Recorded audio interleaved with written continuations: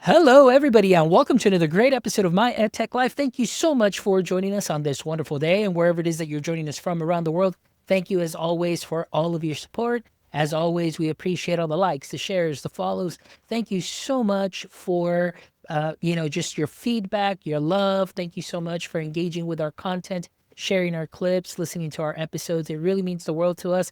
As you know, we just turned 6 also. So that is a big feat. We are up 360 some plus episodes.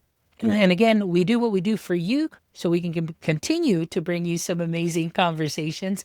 And today I'm really excited because I first talked to our guests, last year, maybe like around October-ish or so like that. Yep. Maybe no September. Yeah, October-ish. But I'm always excited to hear when previous guests come back because they have some amazing updates as to what it is that they're working on. So I'm really excited to welcome back to the show Marnie Stockman and Nick Coniglio. How are y'all doing this evening? Great. Thanks so much for having us. Yeah, we're excited to be here.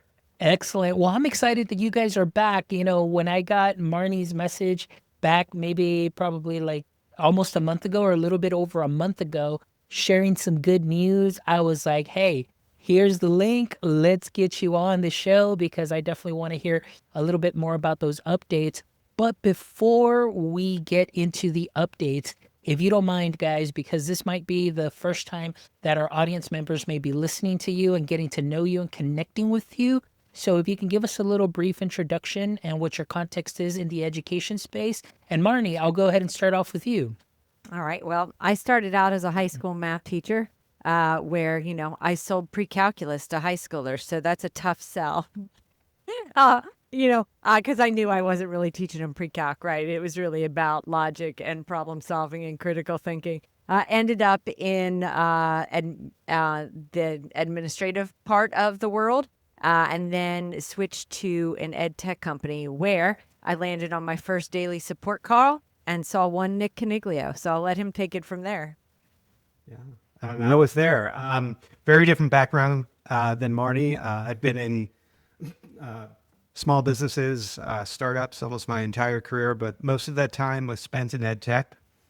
Worked for a company. I was one of the first couple of employees for a company called Performance Matters, where we basically offered a student assessment and analytics platform. That is where we met Marnie. That's where I met Marnie. Long story short, through multiple acquisitions, we ended up going off on our own. And at the time, we had a non-compete in the education space. So we had to do something new, completely different. And we did that for 3 years, waiting for our non-compete to expire. We started, sold, and scaled a software company to IT business owners of all things. Very different space for us. But we're back, and we have been looking forward to being back for a long time. So, we've since written a couple of books, and we've got some exciting initiatives that hopefully we'll get a chance to talk about entering back into the ed tech space. Yeah, absolutely, man. Talk about those darn NDA or non-compete clauses, Jeez, I tell you. But look at you guys. Talk about resiliency, talk about, going through all of that and just kind of having to wait. And now, like you mentioned, Nick, I love that phrase you said, and now we're back. And it's exciting because I know you were here episode 336. Right now, this will probably be episode 367. So I know it seems like a lot of people, oh, that was just 30 episodes ago. Well, in the podcast world, that it is a while before we get to those shows, but I'm really excited that you guys are here. And I know that the last time that we talked about that you were on, we talked about Blue, and that's exactly what it is that we're going to be talking about today. It was a working prototype app, but I want our viewers, like I said, they may have not listened to episode 336. So I want to kind of give it off to you, and Nick, we'll kick it off with you. Tell us a little bit about Blue and what the intent is behind that app. Yeah, well, it started with a book. Marnie and I, we envisioned creating this app, and I'll explain to you in a second what the app does. But it really to help young adults, young late teenagers, be able to tell their own story, to stand out in this ever competitive world, because AI, as we know, it's it's prevalent everywhere. It's commoditizing traditional skills, right? So we believe that the only way to stand out is through character skills. So we ended up writing a book called The Business of You. And the book is a fable, written really for middle school, high school, college students. So it's very easy to read, but it follows this young lady named Sydney who is doing all the right things in school, but is really having a hard time standing out and differentiating herself. And she happens to, in the book, run across an app called Blue that really engages with her and teaches her how to tell her story, how to market herself. It's called The Business of You because she steps through all the different departments of a business. HR, she understands what makes her tick or what her core values are. Sales, how to pitch herself. Marketing, how to create brand awareness about herself. Finance, how to invest her time. And she's doing all of this through an app called Blue. And really, we wrote the book as user requirements for ourselves to build the app. So we're really excited. That's where Blue comes from. It is really, we like to say, that high schools today really are so focused on being finished, right? When you graduate, you've checked all the boxes and you're being done. We want to disrupt this world because we think there's a difference between being finished and being ready. And we are all about helping people at scale be ready to enter the real world and be successful with whatever they decide to take on. I love that, Nick. Marty, before we get into that, I just wanted to just highlight what you just said there, like the difference between being finished. I was like, wow, that really took me back because like you said, oftentimes it's just a great check mark, we're done. For schools, it's always compliance. We met our goals. We've got our data, CCMR this. We've got our CTE. We've got this. Everything checks off. So we're done and we're good. We did what we needed to do. And I guess we got what we needed from the students as far as those grades and those ratings and so on. So we're done. But it really is, you are far from done, in those, aside from high school, because you got to get ready for that next step. And so one thing that I love, that you were talking as far as Blue is concerned is, just Sydney's trajectory going through the different departments, like we talked about in episode 336, and just learning and making her way and preparing for that next step, which many teachers, many educators, many districts may say, well, we've prepared them for the next step. They've got their diploma. And I always go back and even listening to some commencement speeches over the weekend.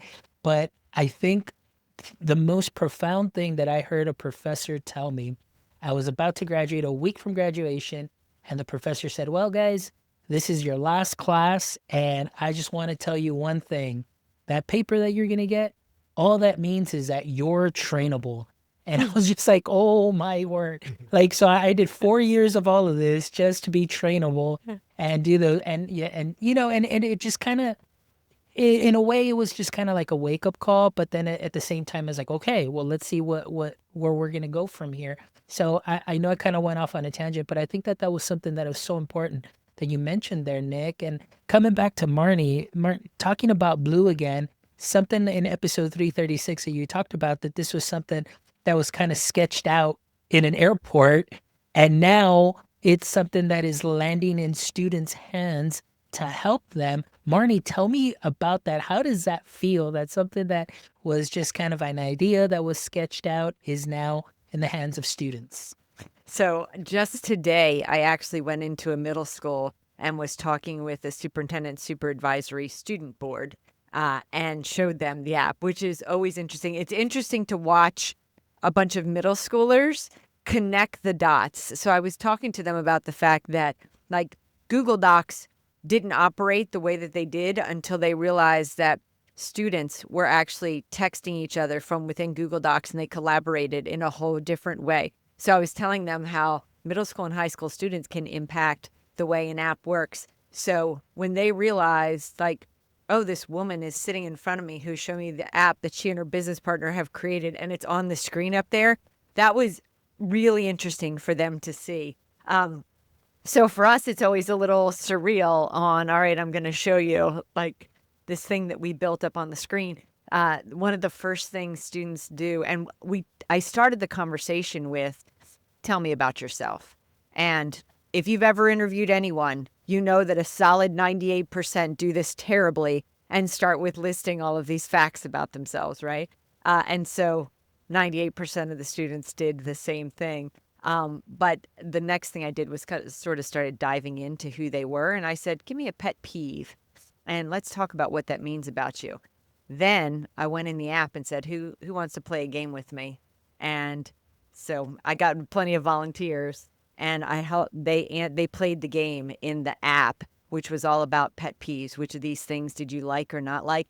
And it was, when it was finished, it popped up with a press release, like Sydney would have in the book, and it told the students, because these things are your pet peeves, I bet you don't like this, and I bet this is important to you. And they were like, wow, okay. So what's cool to see is that Nick and I have spent decades mentoring students, early career employees, and we've wrapped all of that mentoring into an app that when the students get the results from playing a game, they're like, ooh, that feels like me. So that's pretty cool.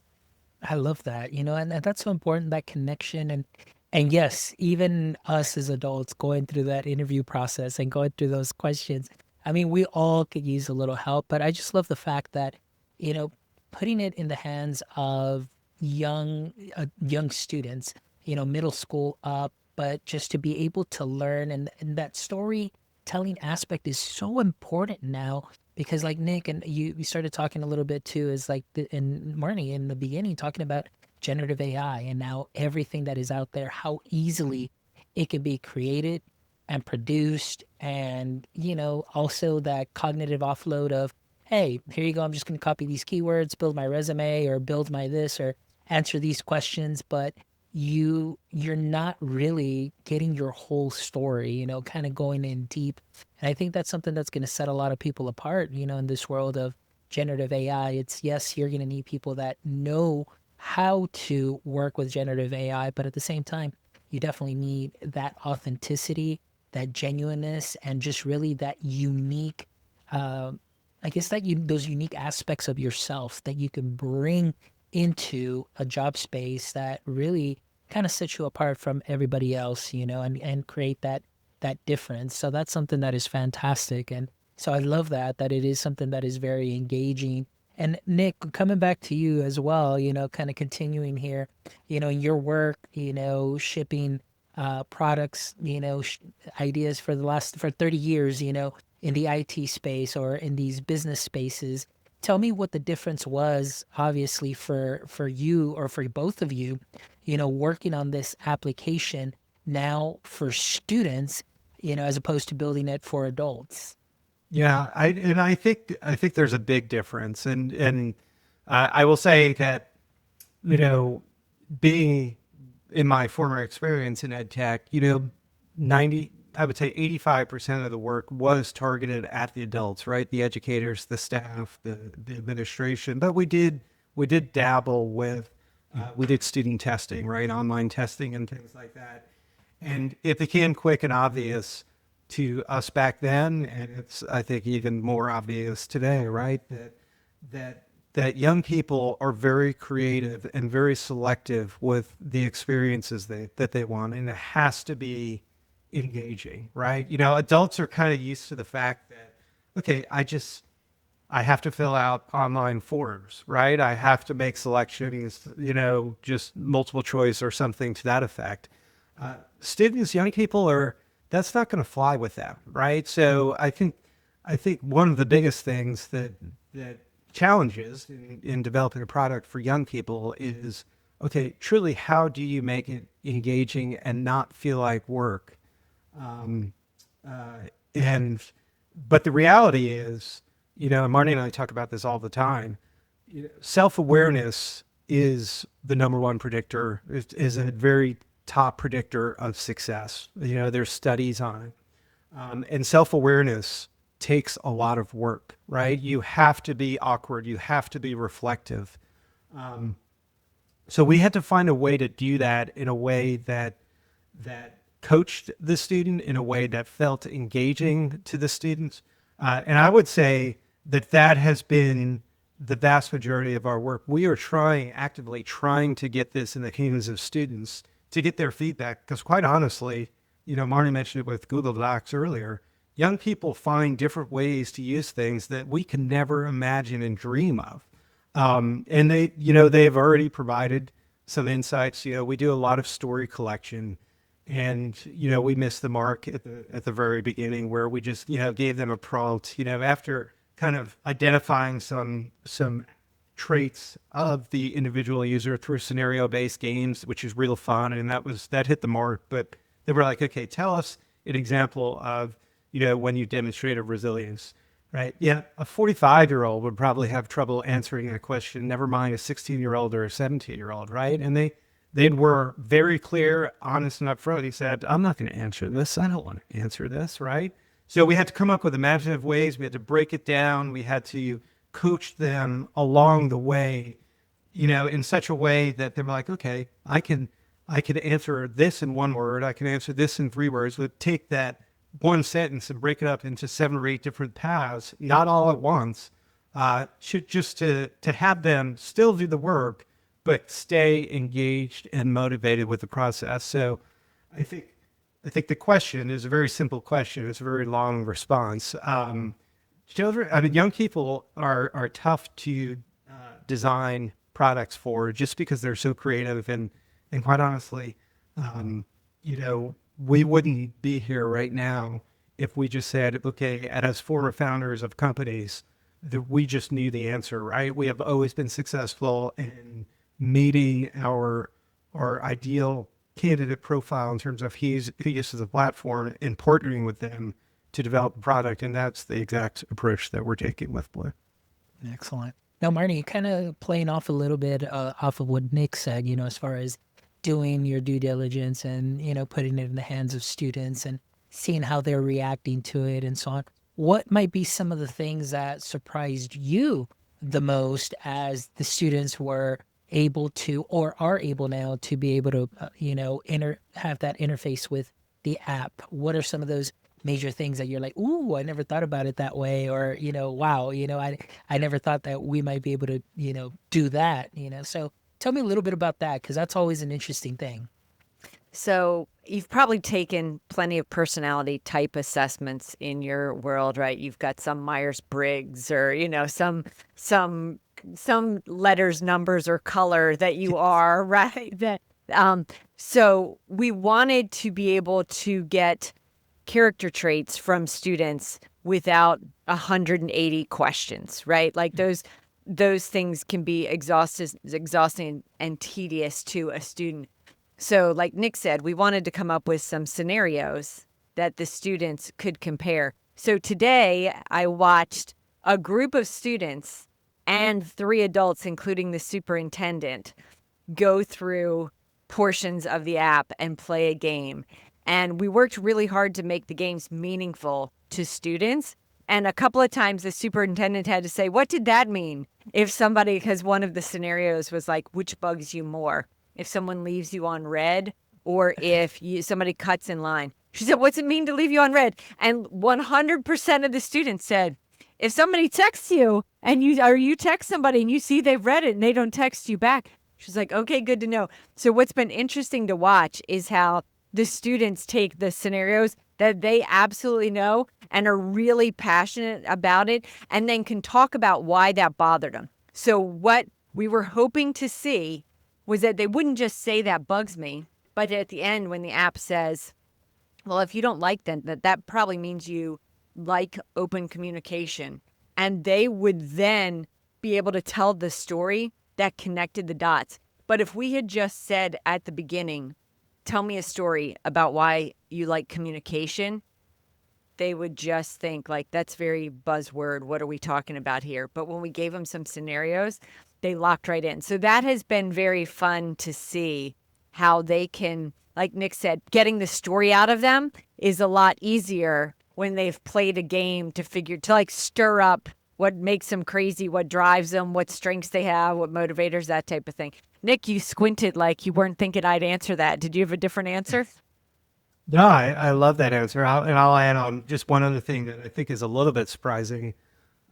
Maybe not, maybe it shouldn't be, but you know, when we take in data, when we're interacting with the user, and we kind of throw it back to them to restate who they are in different words, it's amazing to me how young people want to hear that reinforcement and say, "Oh my gosh, blue gets me," right? They're starting to think of blue as something else, something different, and different than generative AI, right? Generative AI, your typical frontier model, ChatGPT or Claude or what have you, typically goes in and creates these broad strokes, and then it changes its mind and says this and it says that. We are very focused, right? And in just using the data that the student gives us and not injecting in all the data of all the internet. So we do run local vector databases for, not to get too technical, but we are running local LLM for the user data specifically, and only the user data. But once we start knowing, okay, what their motivators are, what their demotivators are, what their core values are, what some of their activities and interests are, and then we start hearing stories that start interjecting other things, we can kind of merge all that together, and it's maybe the first time that a young person is really thinking about all of that comprehensively, and we're producing something to the forefront that they always kind of knew, but they never were able to put the words on. We hear them say confidence a lot, like they're feeling more confident about how to tell their story. Which is super cool. I mean, if we don't act like we're pumped up, then we're missing the mark, because this really gets us going, and it's something, quite honestly, that I struggled with when I was younger, and I've watched my son struggle with it. Right? How do I communicate who I am? And we're kind of giving them the opportunity to explore that and helping them develop their voice. Excellent. I love that. And I think that's something that is so important, and like you said, Nick, you see it with your son, as you are interacting with students too, you're seeing it, that challenge of really being able to tell your story, your brand, who are you? What do you stand for? What do you hope to do? And I think oftentimes too, that's something that, within the classrooms have become, I think, very more teacher centered and not so much, student centered. And what I mean by that is there isn't enough discourse, enough discussion, enough, where students are practicing that communication, collaboration, and really learning, from one another, and kind of starting, kind of seeing how they're shaping out, and seeing other, other colleagues or classmates, and seeing the way that they see things and learning from one another. But I love the fact that what you said is that, using blue in such a way to be able to draw from them what is already there. I think that's something that's very important. And kind of like the way that you were talking about it, Nick, I know in the first conversation, we talked about, how Sydney, in the business of you, Sydney was learning to ask better questions instead of chasing answers. And right now, it just seems that many students, and I'll even go as far as even in my doctoral program, and maybe even, as adults too, in the workplace, where we're just trying to get the answer instead of learning how to ask the really great questions. And so that becomes an abstract, skill. So I want to ask you, how do you engage the students with that, with Blue? I know you've given me several examples, but, how do you how do you do it in a way where it just doesn't feel like, oh, I'm just answering another survey, and things of that sort? Yeah. Go ahead. Oh, well, I was going to say personalizing it is helpful. And there's one cool piece of it that is reflection questions where they get to choose which ones. So there are cards where they get to, like, which of these do you want to answer? And I think when they have some ownership an agency in what they get to select is the first step of really getting them to want to be able to do this. And then Nick mentioned one of the other pieces. There's very much a Marnie/Nick sitting on their shoulder mentor bot in there that is saying, like, what about this? What about this? And it never generates a story for them. It generates a new question to nudge them. Every teacher knows this. Every mentor knows this. What do you spend most of your time doing if you're one-on-one tutoring a student? It is just asking the next incremental question or 3 questions in a row that nudge them to then do the thinking for themselves. And so that's what I think is helpful.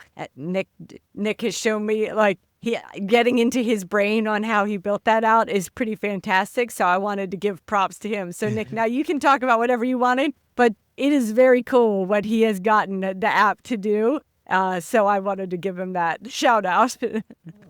He's kind, as always, and probably embellishes things a little bit. But I will say, just around the asking questions, we have introduced something in the platform that is chat with your Blue profile. So once we start to uncover all of this information about the user, and again, you go to blueapp.ai, we take trust and security, like that is the number one priority from our perspective, right? So we have, our website talks about this, Extensively. a lot. And we've actually got certified across, I think, 17 states already from our security standpoint.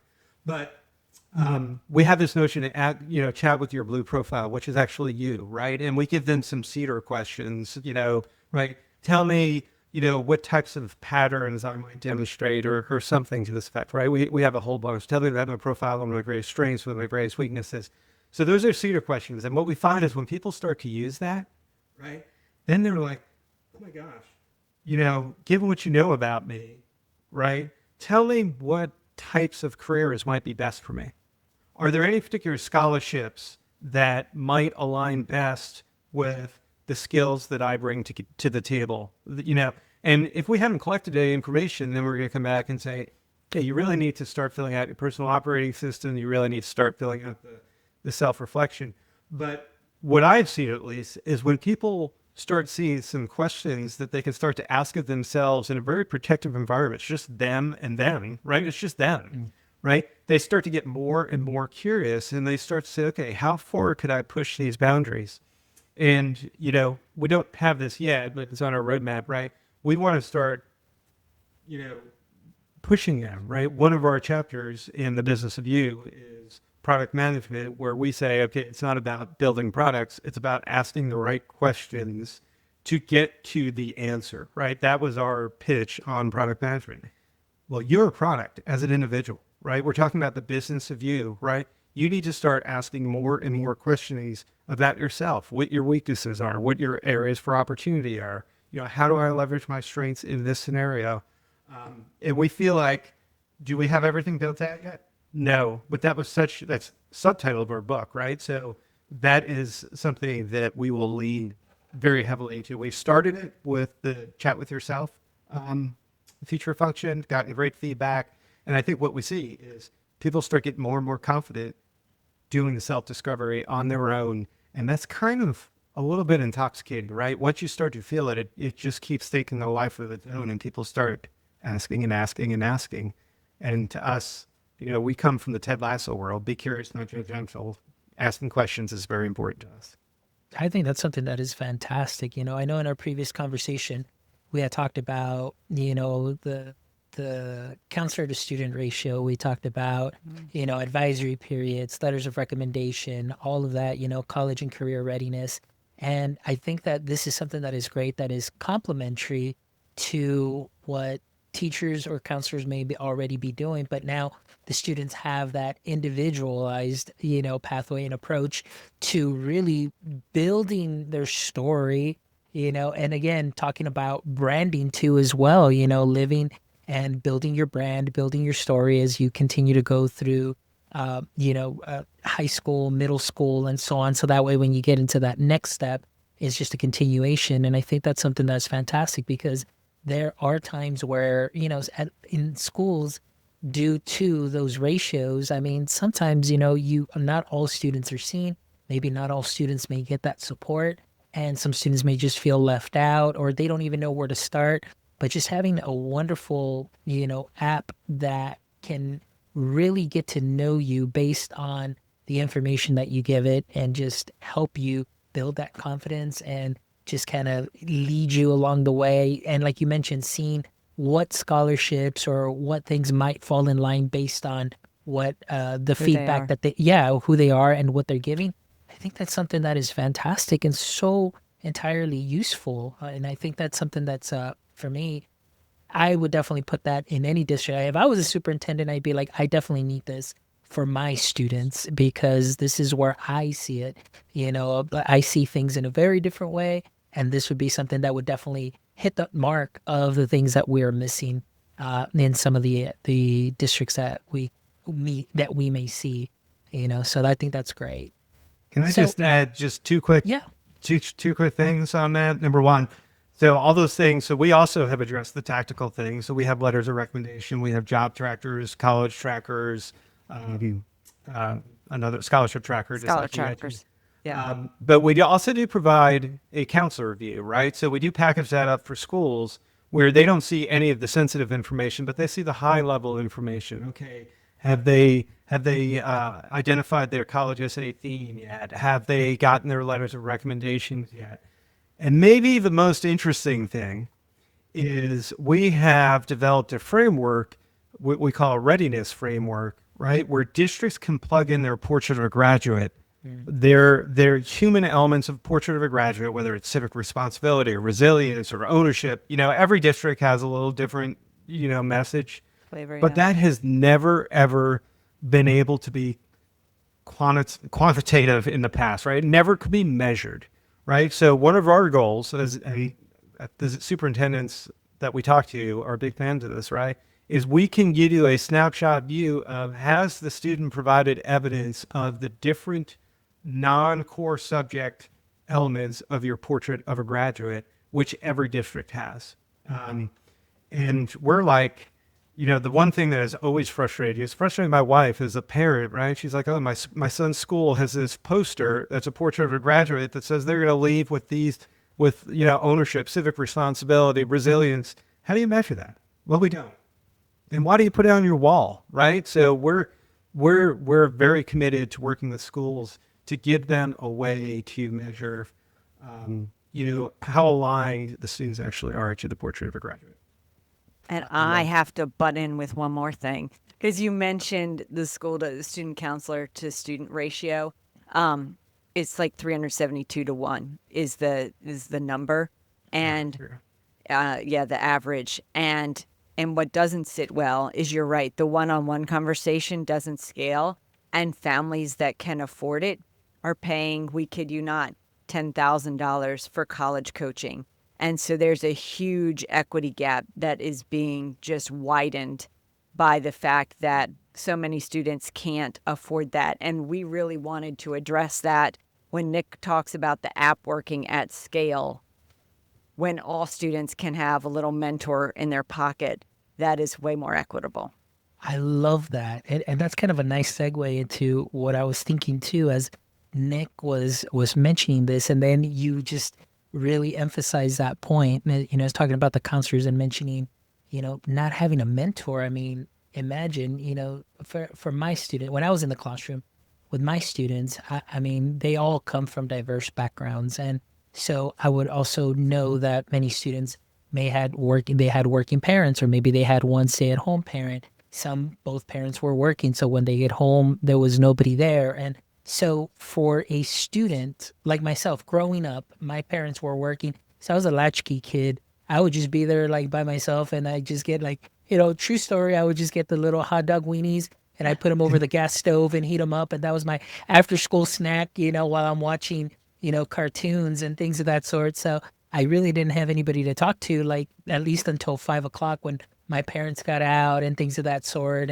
But I think that's something that is important because, for a lot of students, how do they get to know what their values are if they don't have that one-on-one, or they may not have a mentor at home somebody that they can network with, or somebody that they can have a conversation on their kitchen table with. And I think that's something that is so cool that Blue can help do, as it is something that is integrated within the district, where students have access to that.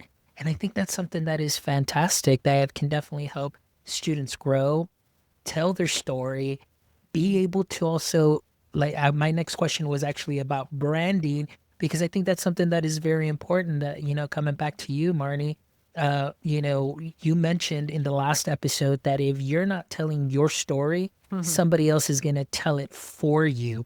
Yeah. So can we just maybe expand on a little bit about that, and also tying in how Blue can help the students really expand on their story? So it's interesting because I spend a lot of time on social media in the parent groups of current high schoolers. And so many times the parents come in with high school junior 1550 SATs, 4.6 weighted GPA, taking these classes.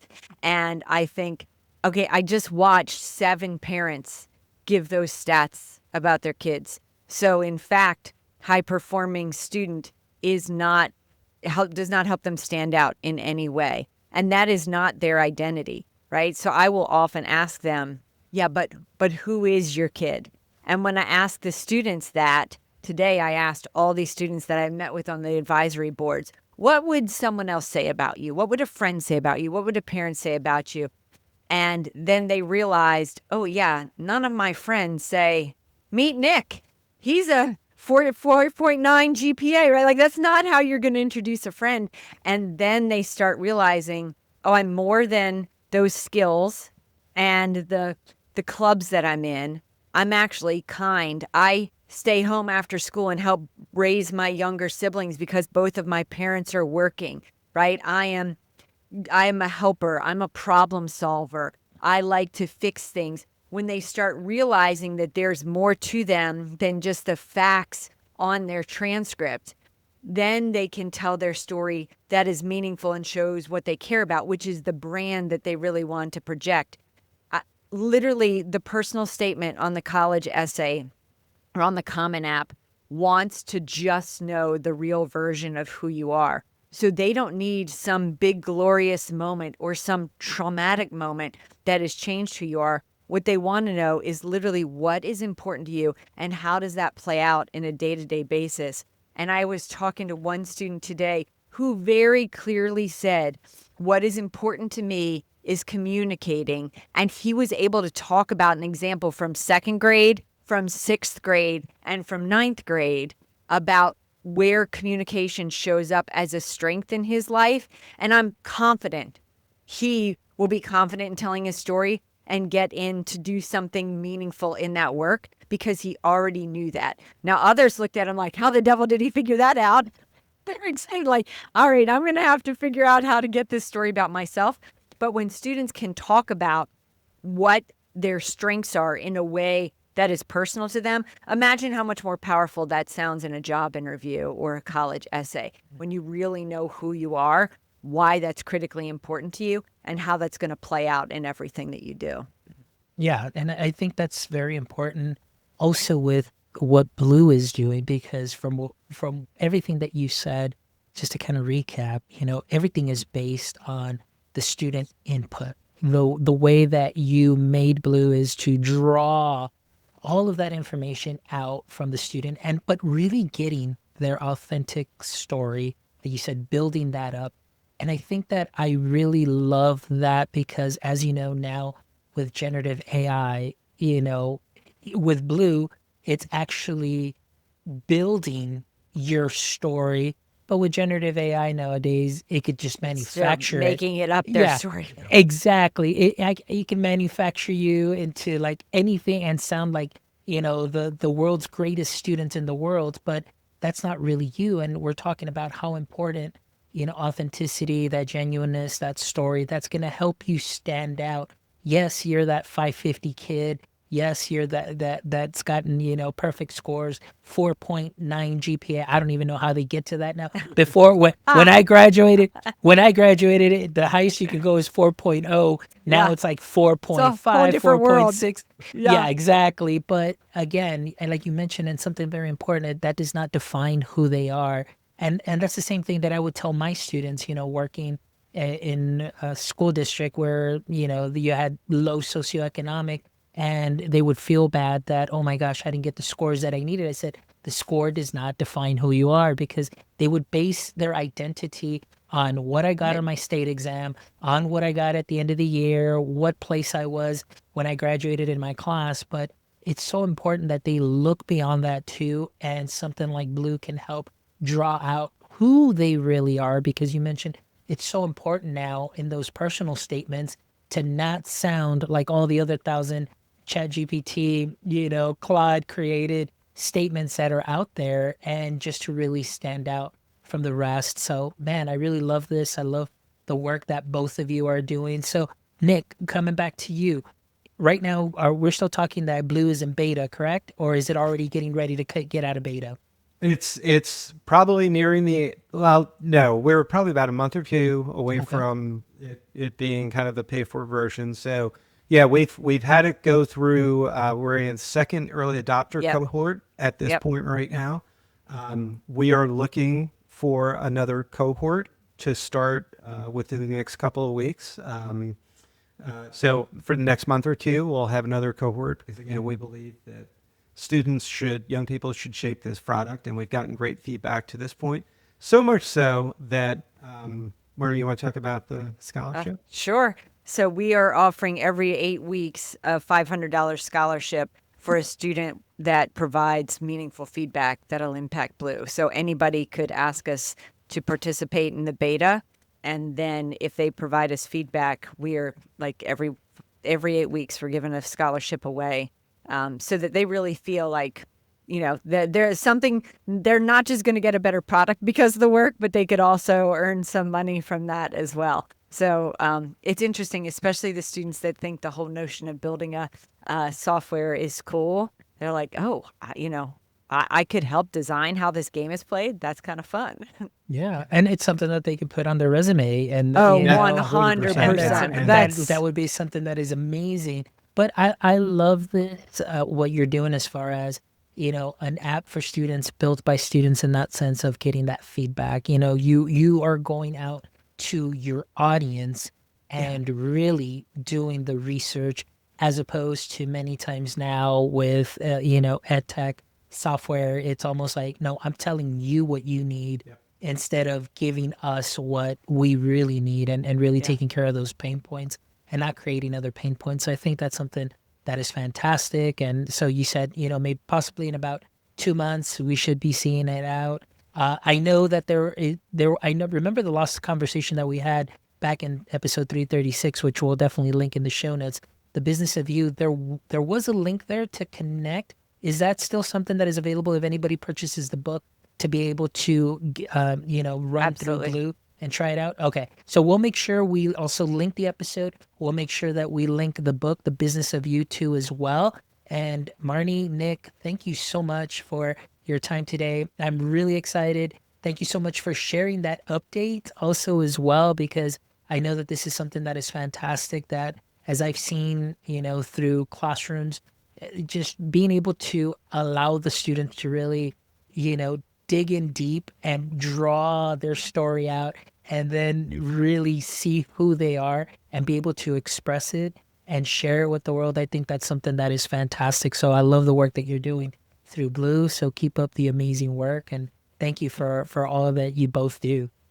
Thanks for having us. Yeah, very kind for having us on, and congratulations on 6 years. Very impressive. Thank you so much. But we're not done yet, guys, as you know. And you went through it in episode 336. So we're doing it again, because I know that a lot has changed. Time has gone by. So some of these answers might be a little different, and maybe you don't even remember what answers you gave the last time. So we'll see. But as probably we me. know, yeah. So as you know, we always love to end the show with these last 3 questions. So here we go. And I'll go ahead and start with Nick first. Nick, as you know, every superhero has a pain point or weakness. And for Superman, kryptonite was that weakness that or caused him to weaken. So I want to ask you, in the current state of, and we'll go with education as a whole, in the current state of education, what would you say is your current edu kryptonite? Um, I think change, right? I think it's the feeling that it is too hard, too big of a lift to enact change, and I think education in general is in major need of disruption. Um, because we live in different times. I think students need to be prepared very different than the way they're being prepared today. Absolutely. Good answer. Good answer. Marnie, now to you. What would you say is your current edu kryptonite? So I think it is the yes and to all new initiatives instead of stepping back to think about what we can say no to. Ooh, nice. I like She's that. so much better at this game than I am. That. Oh. All right, here we go. Question number 2. We'll start off with you, Marnie, this time. All right, if you could have a billboard with anything on it, what would it be and why? It would be the question, would you invest in you? Because I think when people think about that, they then stop to think about what am I doing that is not is not making me better, All right. not helping me grow. Nick's got that look like, dang it, I was gonna say. What are All you right, gonna say now? The most Nick. important. What would I'm your gonna- billboard say? I'm embarrassed to say, and I don't remember, but I might have said this the first time, which is Super Bowl champions, New York Jets. I love Hey, it. I'm dreaming, but you gotta have hobbies, and my interest is a very bad football team. So Yeah, no, that's all good. And actually, Nick, I'm looking at the transcript right now for the last 3 questions. So it says here you did say New York Jets Super Bowl champs because you're a diehard Jets fan. There you love go. it. So love your it. billboard, nothing else. yes, your billboard stayed the same. Marnie, yours said it was all gas, no brakes. Oh yeah, I can see that. That's yeah. it. All right, here we go. So last question, Nick, if you could trade places with one person, anybody, for a single day, who would that be and why? If I can trade places with one person, I'm gonna go away from sports this time because I think I probably said Scotty Scheffler last time. Did I not? Yes. Yeah. Okay. If I could trade places with one person any day, it would be. This is a hard one. Yeah, it would be somebody very influential. It could be living or dead? Does it matter? Anyone you, yeah. Okay. I would trade places with my late dad, and I would do everything that he did, raising his children. So, because I think he did a fantastic job. Very quiet man. He did not say many things at all. I think he was concerned about it, but I tell myself, if I was him, I'm doing the right things.